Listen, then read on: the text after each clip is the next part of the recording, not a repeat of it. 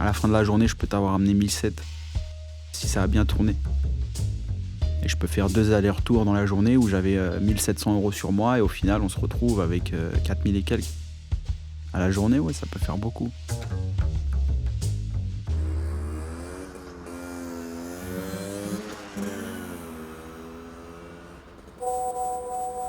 Nouvelles invitations, écailles de poisson disponibles, top qualité. Je cache ma drogue en dessous de la ceinture, dans le caleçon. L'argent, il est toujours dans mon portefeuille. Toujours bien rangé, par type de billet. Et surtout, je dois savoir combien. Parce qu'en cas de contrôle, si la police fouille mon portefeuille et qu'à ce moment-là, ils trouvent une somme d'argent, mais que je ne connais pas le montant de cette somme d'argent, tout de suite, c'est bizarre. C'est qu'il y a anguille sous roche, donc ça leur laisse matière à approfondir pour eux. Moi, je leur laisse pas cette occasion. Donc je sais combien j'ai. Limite, j'ai un argumentaire en béton derrière.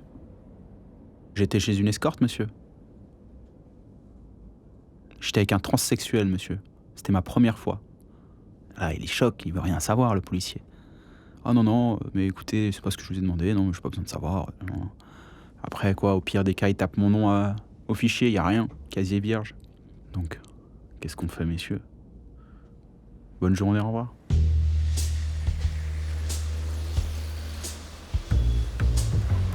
Il faut avoir aussi un peu de jugeote et d'imagination, il faut que ce soit cohérent à la fin. C'est sûr que si tu bégayes, tu vas vite te retrouver au poste.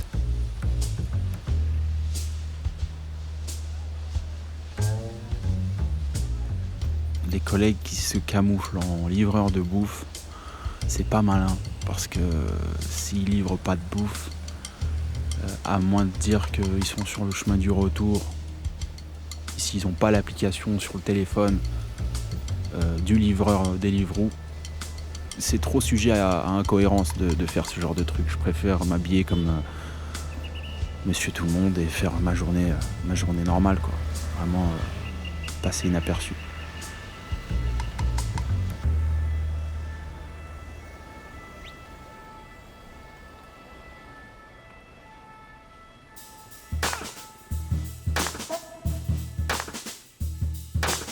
Le facteur police, il est présent tout le temps. Mais ça sert à rien de se le rabâcher pour se mettre du stress.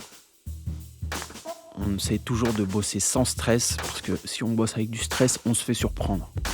On oublie certains paramètres à prendre en compte, on oublie la vivacité, on oublie de faire attention. Après, il y a des règles. J'ai jamais eu affaire à eux. Ils nous gênent pas. Ils ne me gênent pas. Ils me gênent pas du tout. J'essaie juste de faire ça de manière tellement naturelle et sécurisante qu'on puisse pas me resserrer les taux sur moi, en fait. Tout simplement. J'ai plus peur quand je vais me coucher que quand je suis sur le scooter. Parce que je me dis peut-être qu'ils vont arriver demain à 6h. Ou peut-être qu'ils vont arriver demain à 8h. Ou à 10h. Parce que maintenant on respecte plus forcément les horaires de perquisition. T'as des mecs qui se font claquer à 17h. C'est hyper aléatoire.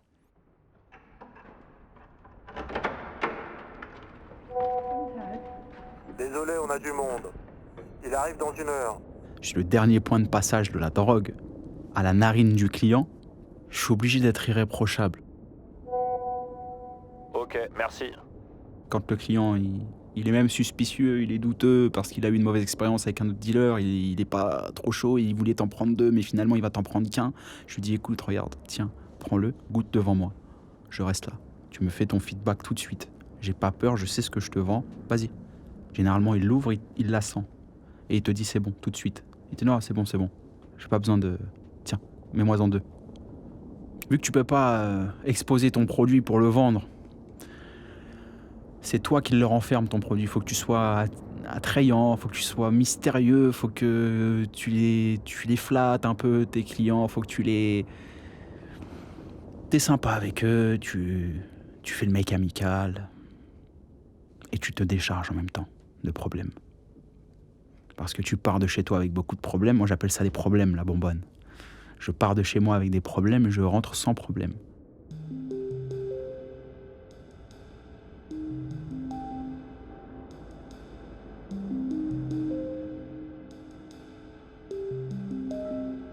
Si le livreur il est merdique, que les clients ils se disent mais c'est quoi ce livreur, et qu'ils font même un retour au mec qui a les téléphones et qui disent ouais le livreur pas réglo, pas carré ou mauvais service ou machin, ils te le disent. Hein. Moi je leur dis aux clients, s'il y a quoi que ce soit, vous envoyez un message. N'hésitez pas. On se souviendra et on pourra s'arranger si réellement il y a un problème. On peut leur faire 2 grammes et on leur enlève 20 euros par exemple, tu vois ce que je veux dire? Ça fait 120 euros les deux, 60 euros le gramme. Un petit geste, mais dans la vie d'un drogué qui va se prendre 4-5 grammes dans la journée, il aura 10 euros, 20 euros de plus pour aller chercher ses clopes, tu vois. Être un habitué à la coke, c'est... Faut payer, hein. C'est pas... Tu mets les 2 tiers de ton salaire dedans, je crois. Faut des sous.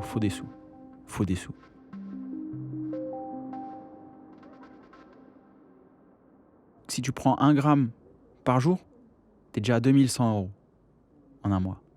Ça va pas forcément se passer en 1 gramme par jour, mais dans la semaine, il va t'appeler 2 fois pour 3 grammes. Je peux même pas te garantir que ça leur apporte du bonheur.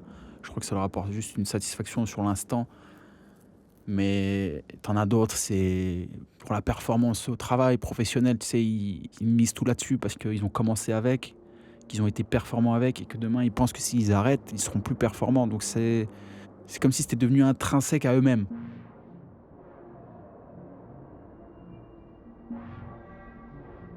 C'est la cour des miracles. Il y a des dingues, des vrais dingues. Ça peut être le banquier qui est là, qui a absolument besoin de sa cam. Il est prêt à te laisser sa carte bleue avec son code et il te dit ramène-la moi dans 2 jours. Et c'est des gens qui peut-être dans la rue m'auraient jamais adressé la parole, on ne se serait jamais croisés. Mais ce qui fait que je suis devant eux, c'est la drogue, peu importe. Pour la plupart, ils sont tous impatients. Faut savoir que la drogue, ça te met dans un état d'impatience.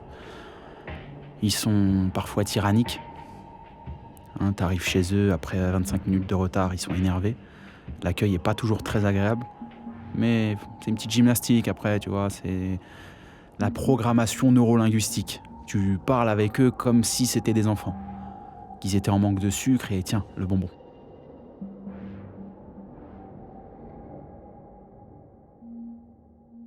C'est nous qui prenons les risques, c'est pas eux. Eux, faut savoir qu'ils s'en fichent totalement, hein, quelque part. Donc ouais, ils nous pressurisent des fois, mais on les recadre vite parce que sinon ça devient l'anarchie. Il faut pas que ce soit les clients qui fassent la loi dans le répertoire, quoi, tu vois.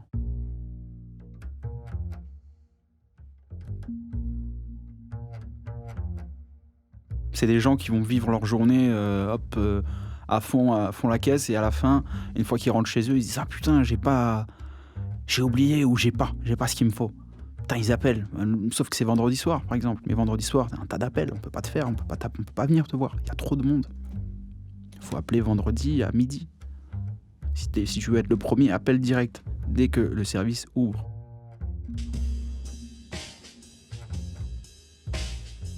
J'ai déjà livré une maman en tailleur Chanel, sac Hermès. Tu vois, c'est pas le genre de client que t'as d'habitude. Tu te dis, mais elle, qu'est-ce qu'elle fait dans sa vie? Elle doit, tu sais, elle a un nom de famille, elle doit avoir des petits-enfants. Elle a l'air d'avoir une vie épanouissante, tu vois ce que je veux dire? Bah non.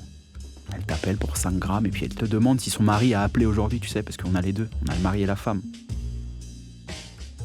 Tu te retrouves dans l'intimité de ces gens-là, au cœur de leur vie, alors que t'as rien demandé. Mais toi, t'es pro. T'es pas là pour commérer ou quoi que ce soit, donc tu fais le taf et puis voilà. Mais tu te dis putain, quelle vie. Tu sais dans combien de temps il peut être là? Je t'en prends 3. Tu peux avoir de l'étudiant lambda qui a pas vraiment de soucis, qui est juste là, avoir envie de passer une soirée tranquille, il veut son gramme de coke, son gramme d'MD, et puis voilà, c'est correct, c'est cordial, y a pas de soucis. C'est pas des gens que t'aurais soupçonnés, mais non, c'est des gens assez dans la norme, j'ai envie de dire. Ou t'as des gens, ils sont à la ramasse totale. Tu rentres chez eux, c'est insalubre. Niveau hygiène, sur eux, c'est laisse tomber. Tu te dis, mais pourvu que je vienne pas le faire pour la dernière fois, tu vois. Quand c'est comme ça, tu le supprimes, direct. Tu le supprimes du répertoire, hein, je veux dire. Si le client, c'est un client habitué, je vais le fidéliser, je vais parler un peu avec lui, je vais sympathiser, on va boire un verre. Quand j'ai le temps, je le fais. Non, sinon c'est très court. Moins de 5 minutes en général. C'est tiens, je recompte, merci, au revoir. Et je leur dis bien, range ça dans ton caleçon ou range ça dans tes sous-vêtements. Comme ça, il n'y a pas de... Tu sais, le client sort, il se fait attraper et il te balance devant le policier. Donc ça, c'est des trucs à éviter. Il faut briefer aussi les clients. Moi, j'aurais déjà mis des coups de pression monumentaux. Hein. Je ne m'en retiens pas. Hein. Pourquoi tu me donnes rendez-vous ici? Le type s'en fout, on est vendredi soir, il est mort bourré, il a pas son oseille sur lui, il dit: «Faut que j'aille retirer». T'as envie de lui arracher la tête, le mec. T'as envie de te barrer, tu lui dis: «Tu sais quoi? Laisse tomber, allez, bonne soirée, rappelle demain quand t'es pas bourré». Faut parfois faire primer la sécurité avant l'argent, le patron lui dit ça. Si t'es pas chaud, tu veux pas le faire, tu le fais pas. Quand tu le sens pas, tu le sens pas. Et on t'en tiendra pas rigueur. C'est la sécurité qui prime en premier. Qu'est-ce que ça m'a appris d'autre? Qu'il faut surtout pas se fier aux apparences. Déjà, tu le sens dès que tu passes la porte. Je livre, c'est en pleine partouze, là. Au bout du couloir, il y a une porte qui vient de se fermer. J'ai vu des gens avec des attirails, des tenues, des trucs, et je sais que ça s'envoie, tu vois. Évidemment que je suis pas là pour rien. J'ai mon rôle à jouer dans tout ça. C'est particulier. Tu peux aller voir une mère célibataire qui va aller chercher son gosse à l'école, mais elle t'appelle juste avant, tu y vas, puis elle est célibataire, puis tu sais, tu sens qu'il y a moyen, quoi. Mais t'es obligé de t'en foutre à la fin. Et de penser qu'une seule chose, c'est l'argent. Puisque eux ne pensent qu'à leur drogue.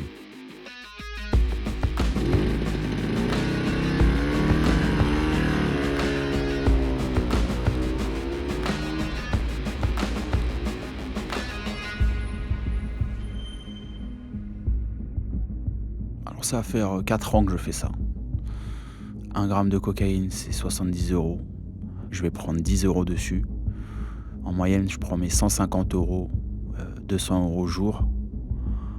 Au mois, je peux faire 4 000 €, 4 500 €. En additionné, mes 4 000 €, je les vois pas comme 4 000 €. Je les vois comme 400 prises de risque que j'ai réussi, où le client a été satisfait, où je suis sorti sans me faire contrôler, sans me faire suivre, sans me faire prendre en photo. Le gros de ce que j'ai fait, il m'a surtout servi à vivre, en fait. Tu mets beaucoup de côté quand tu habites chez tes parents et que tu as cette activité-là, mais quand tu habites tout seul et que tu as des choses à payer, c'est une autre configuration. Tu vois, il y a d'autres gymnastiques à faire. Du fait d'avoir la responsabilité de payer ta facture, payer ton loyer, payer ceci, payer cela. J'ai réussi à mettre 12 000 € de côté depuis que je fais ça. Évidemment, j'aurais pu mettre plus. Il faut passer des sous à maman aussi. Hein. Donc voilà, on arrive à joindre les deux bouts, mine de rien.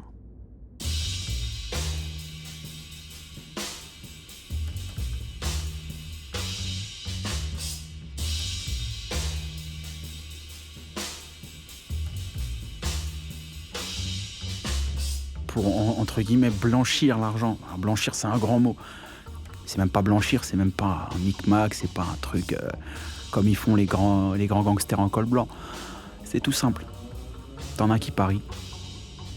Tout ce qui est Paris 11 Sport, l'auto-foot, côté match, tout ça. Et ben moi, je leur achète leur ticket. Je leur rajoute un billet en plus, tiens. Moi, je prends mon ticket, hop, Française des Jeux. Je vais au bureau de tabac. Merci, au revoir. J'ai gagné mon argent parce que j'ai fait un pari. Moi, j'y connais rien au foot, hein, je te dis ça, mais le sport, je suis pas. J'ai même jamais parié, c'est pour te dire.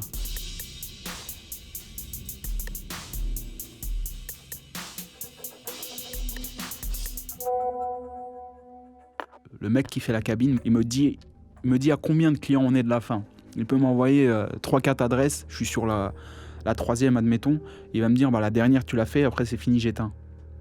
Parce qu'on va considérer qu'après minuit ou vers 1h, tard dans la nuit, j'ai rien à faire en scooter dans la rue. Il y a la fatigue qui rentre en jeu, en plus de ça. Moi, ça m'arrive de m'arrêter au feu vert. Boulevard Saint-Germain, je vois que le feu est vert, je m'arrête. Je me dis, mais attends, qu'est-ce que tu fais là? C'est vert, avance. Personne derrière moi, tu vois. Mais c'est pour dire que la fatigue a commencé à me jouer des tours, où j'ai des actions qui sont incohérentes. Ça aussi, ça commence à être des motifs de contrôle, tu vois. Même si les keufs, admettons, sont pas sur moi, mais ils m'ont vu m'arrêter au feu vert, vite fait, et repartir, on va dire, il est bizarre, lui, tu vois. C'est du pain béni pour eux. On y va. Contrôle. Oui, monsieur, vous avez des sous sur vous. Qu'est-ce que vous faites? Il n'y a pas de commerce, il n'y a pas de truc. Tu peux pas dire non, tu rien du tout. Toi, tu vends de la drogue. À ce moment-là, on va t'emmener au poste, on va te foutre à poil, même si c'est interdit dans le bureau de l'OPJ, et on procède à une palpation. Donc ouais, après minuit et demi, 1 heure, non, il y en a qui vont le faire, hein, je te dis pas. Hein, il y en a qui vont le faire, hein, sans pitié toute la nuit, jusqu'au petit matin. Et après cela, à risques et périls, quoi.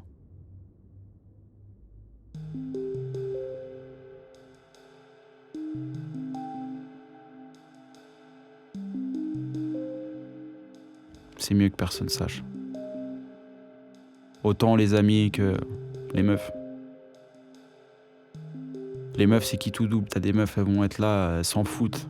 Mais elles s'en foutent qu'à 40%. Les 60 autres pourcents, elles vont vouloir dépenser l'argent que t'as fait avec toi. Tu vas avoir ce que tu veux, hein. Mais elle aussi, elle aura ce qu'elle veut, tu vois. Et t'as l'autre partie, c'est... tu fais ton argent et puis la meuf, elle est là, elle sait que tu fais ton oseille, elle sait ce que tu fais, mais t'es jamais à l'abri qu'elle puisse te foutre dans la merde. La jalousie.